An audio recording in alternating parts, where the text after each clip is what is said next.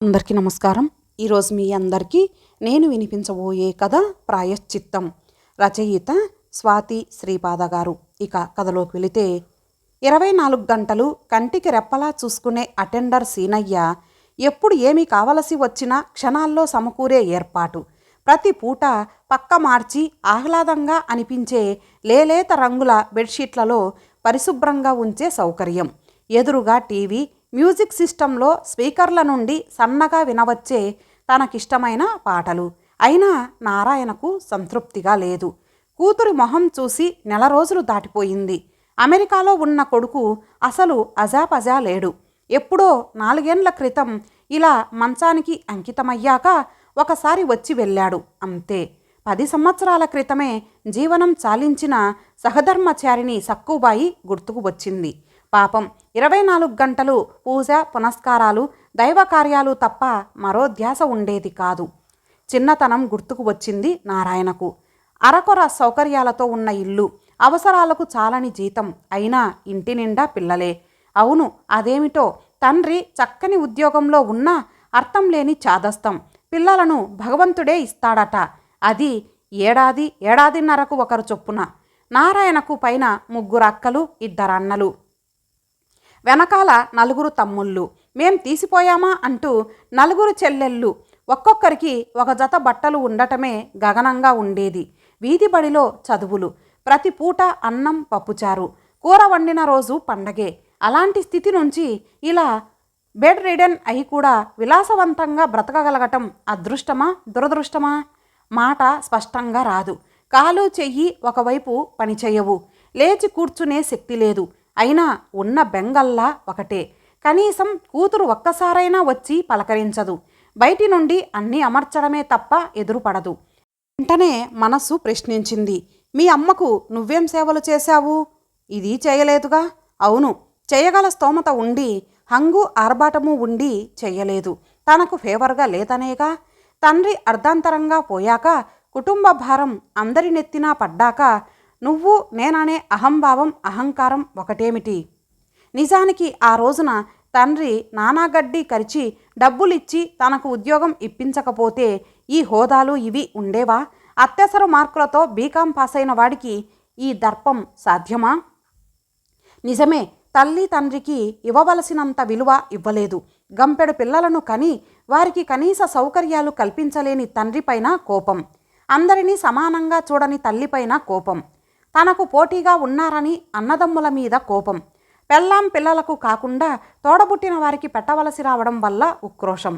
ఏది ఏమైనా డబ్బు యావ 600 సంపాదించి తీరాలన్న దురాశ పెరిగిపోయాయి. గదిలోకి ఎవరో వచ్చిన శబ్దానికి కళ్ళు తెరిచి చూశాడు. కూతురు. ఒకసారి అన్నీ సరిగా ఉన్నాయో లేదో చూసి తండ్రి వంక ఒక చూపు విసిరి వెళ్ళబోయింది. అమ్మా, సారు మీతో ఏదో చెప్పాలని ప్రయత్నిస్తున్నారు, సీనయ్య చెప్పాడు. నాకు తెలుసు అన్నట్టుగా తల ఊపి, చెప్తాను, రాత్రి మీ ఆదుర్దాకి సమాధానం చెబుతాను అంటూ వెళ్ళిపోయింది. కంటి చివర జారిన కన్నీళ్లను సీనయ్య టిష్యూ పేపర్తో తుడిచాడు. రాత్రి బాగా పొద్దుపోయాక గదిలోకి వచ్చింది కూతురు. సీనయ్యను కాసేపు బయట తిరిగి రమ్మని పంపింది.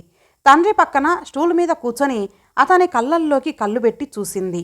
నింపాదిగా వెంట తెచ్చిన పెన్ డ్రైవ్ ల్యాప్టాప్లో పెట్టి ఆన్ చేసింది. లేచి గది మూలన ఉన్న వేజ్లో పూలను సరిచేస్తూ నిల్చుంది. నాన్న, ఇలా పిలవాలని కూడా లేదు, కానీ నువ్వు నా బయలాజికల్ తండ్రివి కదా, మరి పిలవాలిగా. పిలవకపోవడానికి ఏం తప్పు చేశానని అడుగుతావేమో. చేశావు. మా మీద నీకు అపారమైన ప్రేమ ఉండవచ్చుగాక, మాకు స్వర్గ సౌఖ్యాలు అందించాలని అనుకోవచ్చుగాక. అందుకోసం హాలాహలం గొంతులో దాచుకునే పరమశివుడివి అయినా తప్పులేదు. కానీ వేలాది మంది ఆశలు జీవితాలు పణంగా పెట్టి మాకు ఏర్పరచిన పూలబాటలు విషం కాక అమృతం చిందుతాయని ఎలా అనుకున్నావు? అన్నయ్య రాడని అంటావు. వాడికి అచ్చు నీ పోలికలే. నువ్వు నీ తల్లిదండ్రులను గౌరవించావా? పక్కనే ఉండి వారి యోగక్షేమాలు విచారించావా? ఎప్పుడూ కోపంగా చూపులు, తూటాల్లా మాటలే కదా. నీకు రక్తమాంసాలు, మనసు, జీవితము ఇచ్చిన వారికి నువ్వు చూపిన కృతజ్ఞత ఇది. మమ్మల్ని ఇద్దరినీ బాగా చదివించానని, విలాసవంతమైన జీవితం ఇచ్చానని అంటావు. తెలిసి తెలియని వయసులో అవి గొప్ప అనుకున్నాము. కానీ నీకు తెలియదు నువ్వు చేసిన పాపాలు నీడల్లా మమ్మల్ని కమ్ముకుంటున్నాయని. అమెరికాలో వాడు చేసిన రోడ్ యాక్సిడెంట్ కారణంగా బలైపోయిన కుటుంబాలు ఎన్నో తెలుసా నీకు? సరిగ్గా 16. వాడక్కడ యావజ్జీవ కారాగారంలో ఉన్నాడు. వాడి భార్య పిల్లలు వాడిని అసహ్యించుకొని తెగదెంపులు చేసుకున్నారు. ఇహ నా సంగతి. నిజమే, కోట్లు వెచ్చించి వరుణ్ణి కొని తెచ్చావు, కానీ నీ పాపాలు మాపై కురిపించి శాపాలు మార్చలేవుగా, మా అదృష్టాన్ని కొనలేవుగా. పెళ్ళైన 2 ఏళ్లకే సరిగ్గా పిల్లవాడు ఏడాది పుట్టినరోజు నాడే ఆయన సెరెబ్రల్ పాలసీతో మంచానికి అతుక్కుపోతే ఏమన్నావు? డబ్బుంది కనుకే అన్నీ మేనేజ్ చేయగలనని కదూ. ఆ పుట్టిన ఒక్కగానొక్క నలుసు పెరుగుదల లేని మెదడు, ఆటిజంతో బాధలు అవి నీ పాపాల చలవే.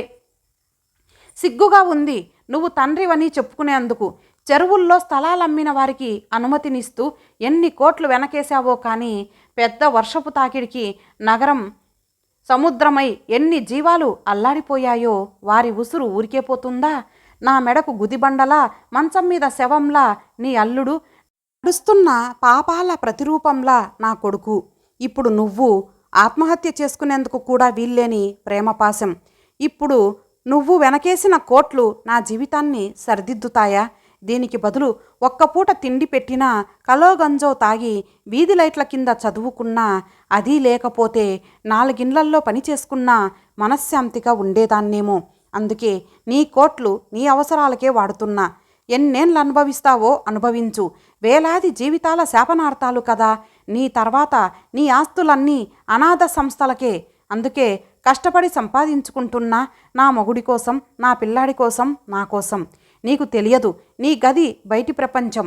4 గదుల పెంకుటిల్లు, నవ్వారు మంచం మీద నడవలేని నా భర్త, నా పిల్లాడితో పాటు మరో 4 మానసిక వికలాంగుల కేర్ టేకింగ్. అదే నా జీవనాధారం, నా ప్రపంచం. నీ వైభోగాలు నువ్వే అనుభవించు. మరో జన్మంటూ ఉంటే నీతి నియమాలు ఉన్న తండ్రికి బిడ్డగా తలెత్తుకు బ్రతకాలని ఆశతో నా ఈ ప్రాయశ్చిత్తం. ఇంకా చెప్పేందుకేముంది? ఎదురుచూపులే. రికార్డింగ్ ఆగిపోగానే వెనక్కు తిరిగిన అమ్మాయి కళ్ళల్లో వరద గోదావరి. చటుక్కున ల్యాప్టాప్ తీసుకొని మౌనంగా వెళ్ళిపోయింది. తల గోడకేసి కొట్టుకుందామనిపించినా అతని శరీరం సహకరించదు. సీనయ్య వచ్చి తుడిస్తే కానీ పీక్కుపోయిన బుగ్గల్లో ఆగిన కన్నీటి చలమ ఆరదు. ఇంతటితో ఈ కథ సమాప్తం. మరొక మంచి కథతో కలుద్దాం. అంతవరకు సెలవు. నమస్తే.